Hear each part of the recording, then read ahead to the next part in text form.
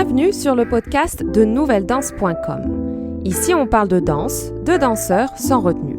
Ancienne danseuse professionnelle, je suis Morgane et je peux enfin vous partager l'expérience, les conseils, les témoignages et les bruits de couloir de cet univers mouvementé. Le podcast est disponible sur de nombreuses plateformes, alors n'hésitez pas à vous abonner pour ne rien rater. N'oubliez pas de mettre une bonne note ou un commentaire gentil, ce sera un bouquet de fleurs pour m'encourager pour la suite. Retrouvez-moi sur le site nouvelledanse.com ou sur la chaîne YouTube Nouvelle Danse. Alors, aujourd'hui, on va parler de l'adage en danse classique. On va parler de ce sujet parce que j'en parlais justement avec une de mes abonnées et qui est élève aussi, qui prend des cours avec moi. Et c'est vrai qu'elle était assez choquée, elle m'a envoyé une image qu'on peut voir dans des petites cartes. C'est un dessin où il y a une jeune fille qui fait un développé à la seconde et il y a écrit par exemple que la tête doit être comme ça, les bras doivent être comme ça, que la jambe doit être à 135 degrés, les pointes comme ci, qu'il faut sourire, etc. Et ça l'a un petit peu choquée. Et c'est pour ça que j'ai pensé en parler en fait aujourd'hui de l'adage en classique. Et dimanche, dans la vidéo, je vais parler un petit peu plus sur comment justement développer et comment améliorer ses levées de jambes, surtout les développer à la seconde. Alors, le problème, c'est que ce genre d'image qu'on peut voir circuler sur les réseaux sociaux, c'est vrai qu'on voit beaucoup de clichés malheureusement maintenant en danse classique avec les jambes derrière les oreilles, derrière la tête. Et en fait, ça peut avoir des répercussions assez négatives. Certaines personnes, comme par exemple mon élève, pour elle, ça va avoir un impact assez négatif sur elle. C'est-à-dire qu'elle va se sentir en dessous en se disant je vais jamais y arriver, ça va être impossible et du coup, ça va un peu plus la dégoûter qu'autre chose. Pour d'autres personnes, ça va faire l'effet inverse et ça va un peu plus les booster à travailler, à se dire ça c'est un objectif pour moi, j'ai envie d'y arriver et je vais tout faire pour y arriver. Le problème, c'est que des fois, à trop se focaliser dessus, on va prendre des mauvaises habitudes et on va compenser en levant les fesses, en levant les épaules, en faisant ci, en n'étant pas bien placé. Et c'est ce qu'on voit, en tout cas c'est ce que je vois énormément des fois en cours de danse. Beaucoup de personnes pensent tellement à lever la jambe parce que c'est un peu comme les grands écarts en classique. Tout le monde veut faire ses grands écarts, tout le monde veut avoir la jambe très haute, tout monter sur pointe, etc. Donc c'est un peu un rêve de pouvoir lever la jambe et de pouvoir la tenir. Le problème, c'est que comment tu vas la lever, ça c'est toujours plus important. Comme tu me sais, la qualité, c'est 100 fois plus important. Numéro 1, ce que je vais te dire, c'est vraiment seulement mon opinion. Par contre, pour moi, lever les jambes, ça va pas faire d'une danseuse, c'est pas parce qu'une danseuse sait lever les jambes que ça sera une magnifique danseuse. Ça veut rien dire. Et c'est le gros problème que je vois actuellement en 2021. Alors bien sûr que la technique avance et progresse parce qu'on évolue. Les choses qu'on fait techniquement, c'est des choses qu'on pouvait pas faire en 1950 par exemple, et c'est normal. Il y a une progression dans 20 ans, dans 30 ans, dans 50 ans, ça va encore évoluer et c'est normal. Et il faut s'adapter. Mais je pense que maintenant, des fois, on demande et on se focalise un petit peu trop sur la technique et qu'on oublie l'essence même de la danse classique. De la danse classique, de la danse tout court même. Qu'est-ce que c'est la danse ? Je pense que la danse, moi je suis tombée amoureuse de la danse. Pourquoi ? Parce que c'est un mélange de sport. Parce que oui, ça reste un sport, parce qu'on fait des prouesses et parce qu'on demande à notre corps de faire des choses techniques et qu'on s'entraîne tous les jours pour devenir meilleur. Donc oui, ça reste un sport, mais ce n'est pas qu'un sport, c'est un art aussi. Et c'est ça qui fait la différence avec les autres disciplines à mes yeux, c'est qu'on transmet notre passion, on transmet nos émotions en dansant.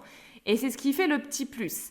Et là, maintenant, j'ai l'impression qu'on pense beaucoup plus aux performances techniques, aux prouesses techniques, à faire des fouettés, à en faire 32 à chaque fois, à lever la jambe à 180 degrés, à vouloir faire à chaque fois 3-4 pirouettes, à faire des sauts de gymnaste.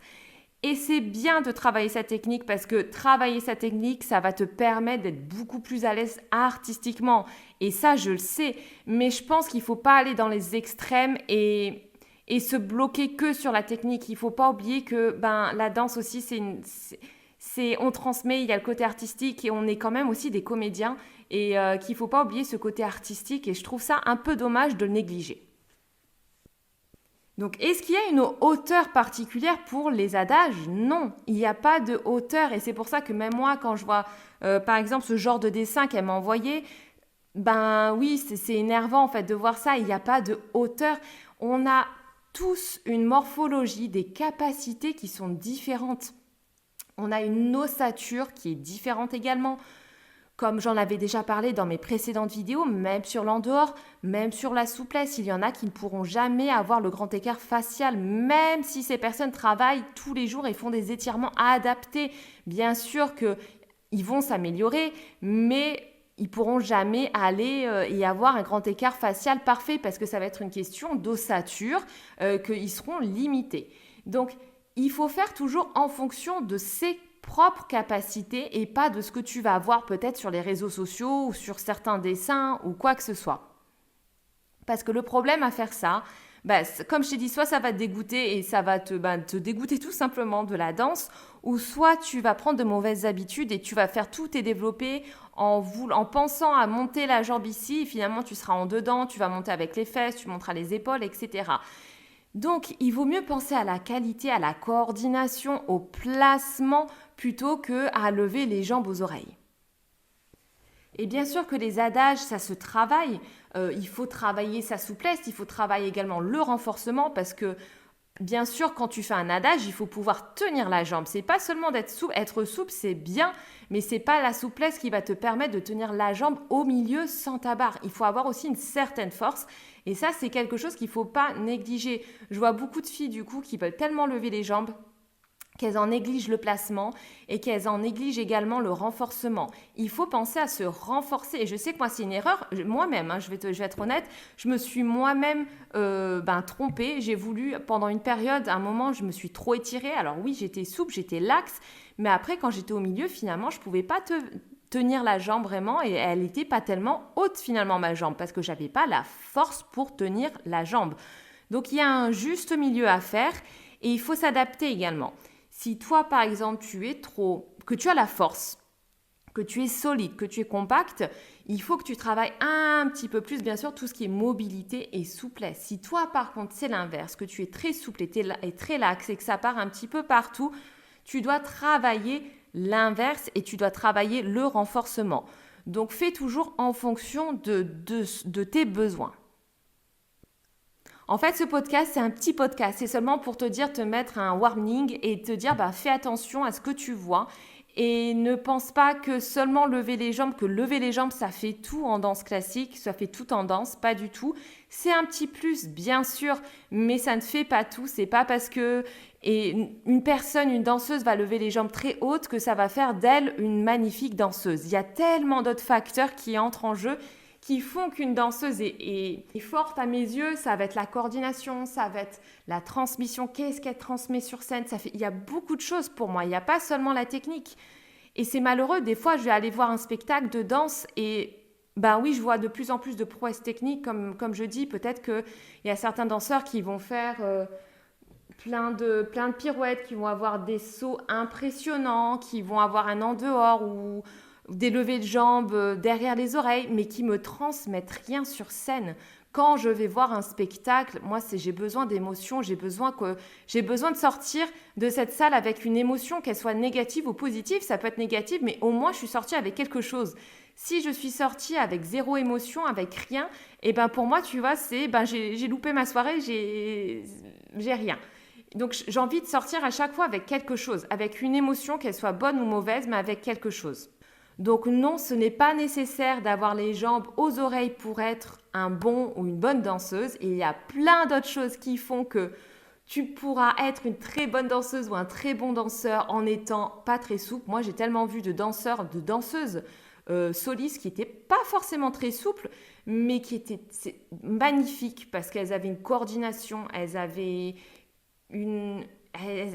quelque chose, elles avaient un côté artistique, elles transmettaient des émotions, dès qu'elles posaient le pied sur scène, tu faisais waouh, ok, d'accord, et oui, peut-être qu'elles faisaient pas 10 000 pirouettes, peut-être qu'elles n'avaient pas des sauts jusqu'à je ne sais où, mais la danse, c'est de la danse, et il faut pas oublier que de la danse, on transmet, et que c'est pas seulement de la gymnastique, rien contre la gymnastique, pour le coup, j'ai aucun problème avec la gymnastique, mais c'est pas la même chose. On ne fait pas des mouvements, des prouesses techniques pour faire des prouesses techniques. Il y a d'autres choses, il y a autre chose en danse classique. Et c'est pour ça que je veux te dire que c'est pas parce que tu ne peux pas lever les jambes ou que tu peux pas les tenir super hautes que tu n'es pas un bon ou une bonne danseuse.